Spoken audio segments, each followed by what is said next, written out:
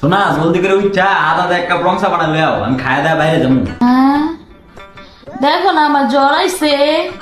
হ্যাঁ হাসাই তো শোনা, তোমার জ্বর আইছে। আচ্ছা থাও, আমি বানাই খাইতেছি।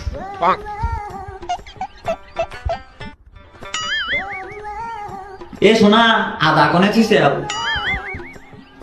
ওই যে খাঁচার মধ্যে থুইছি। ওগো শোনা, চিনি কোনে থুইছে? আলমারি টেমার মধ্যে আছে। শোনা চাপাতি? চাপাতিটাও তো বাদামের উপরে আছে, বাদামের উপর। ও শোনা বউ, ছাগনি কোনে রাখছ?